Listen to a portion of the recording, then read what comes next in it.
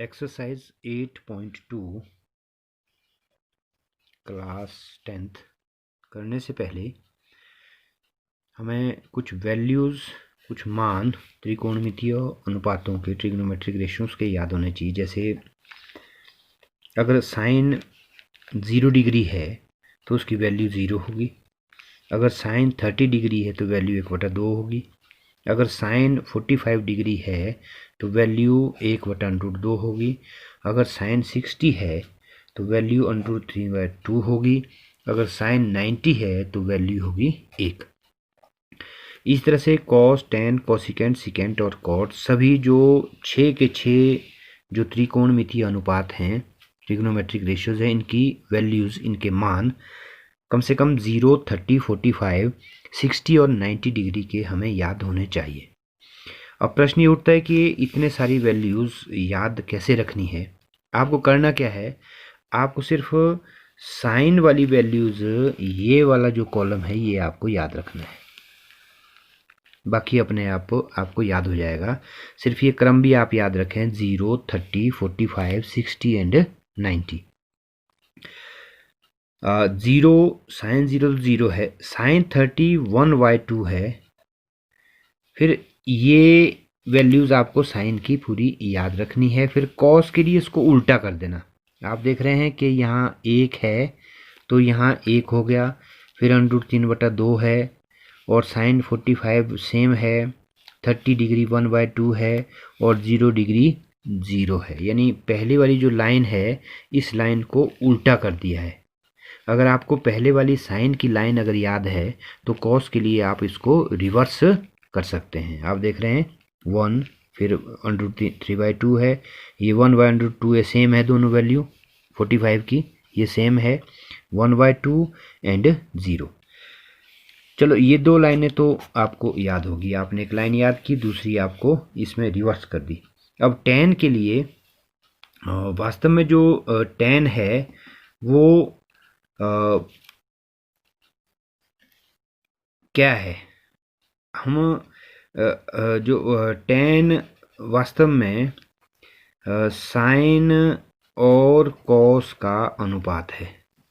यानी tan theta अगर कोई एंगल है तो sine theta upon cos theta. अब अगर हमने टेन 0 डिग्री की वैल्यू अगर हमने निकालनी हो, टेन अगर 0 डिग्री अगर हमने फाइंड आउट करना हो, सपोज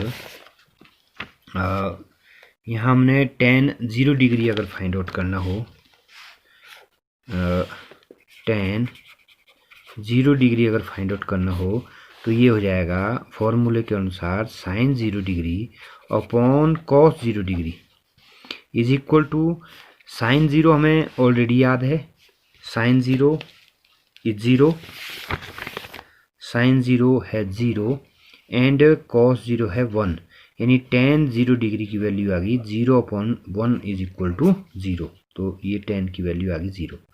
इस तरह से अगर हम 30 की बात करें तो 30 की बात करें हम, टेन 30 डिग्री, इतना हमें पता है कि टेन जो है वो साइन और कॉस का अनुपात है।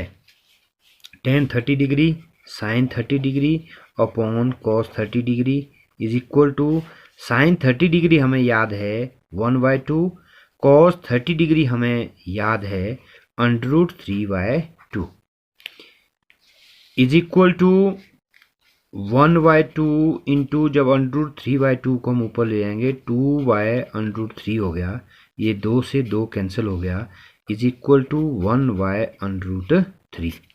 ये टेन 30 की वैल्यू आ गई 1/√3।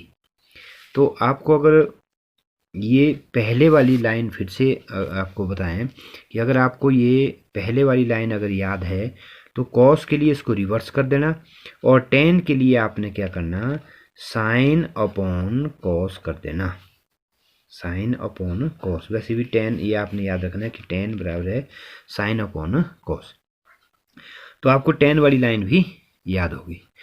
अब कोसिकेंट के लिए आपको पता है कोसिकेंट किसका उल्टा है, साइन का। ये साइन 0 अगर 0 है तो ये भी 0 होगा। साइन 30 अगर 1/2 है तो कॉस 30 होगा 2/1। यानी आपने साइन का उल्टा कर देना। सिकेंट होता है कॉस का उल्टा, और कोटेंजेंट होता है tan का उल्टा। तो आपको अगर यहाँ तक आपको याद है, ये यहाँ से ऊपर अगर आपको याद है तो आप कोसिकेंट, सिकेंट और कॉट के लिए इन वैल्यूज़ को आप उल्टा कर सकते हैं। तो ऐसे आप इनको याद रखें। अगर आपको सपोज़ कई बार आप अगर इनको भूल ही जाएं, थोड़ा याद आपको अगर नहीं रहा किसी कारणवश, तो एक तरीका और भी है याद करने का, लेकिन थोड़ा लंबा है। चलो उसको भी डिस्कस करते हैं, दूसरे तरीके को कि कैसे आप इनको याद रख सकते हैं।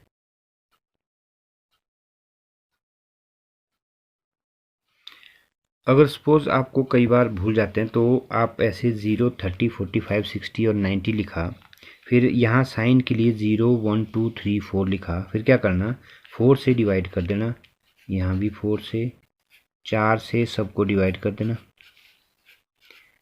कर दिया जी। यहाँ से लिखना 0, 1, 2, 3, 4, फिर 4 से डिवाइड किया, फिर इसका अंडरूट लिया, इसका भी अंडरूट लेना है, इसका भी अंडरूट लेना है, यानी सभी का अंडरूट आपको लेना है। अब 0 का अंडरूट आता है 0, 4 का अंडरूट आएगा 2, यानी आएगा 0/2, यानी 0 के बराबर। 1 का अंडरूट आएगा 1 और 4 का वर्गमूल आता है 2, ये आ गया 1/2। इसी तरह से यहाँ अगर हम देखें 45 की अगर हम बात करें, अगर मैं इनको ऐसे 45 की अगर हम बात करें तो 45 2 एकम 2, 2 दूने 4, 1/2 आया ना, ये 1 का अंडरूट होता है 1 और 2 का वर्गमूल होगा अंडरूट 2, तो 45 की वैल्यू आ गई। यहाँ भी √3 वैसे ही रहेगा, 4 का वर्गमूल होता है 2, √3/2, 4 एकम 4, 4 एकम 4, 1/1, 1 का अंडरूट 1 और बटे में भी 1 का अंडरूट 1 बराबर है 1। तो इस तरह से हम इनको याद रख सकते हैं।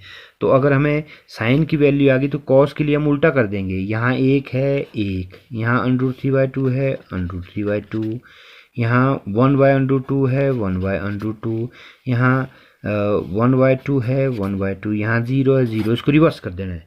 अब tan के लिए आपको पता है, tan के लिए आपने साइन अपॉन कॉस करना है, ये बताइए, ये बताइए, यानी ये आ गया 0 और ये आएगा 1/√3, 1, ये वैसे भी आप याद रख सकते हैं थोड़ा बहुत तो।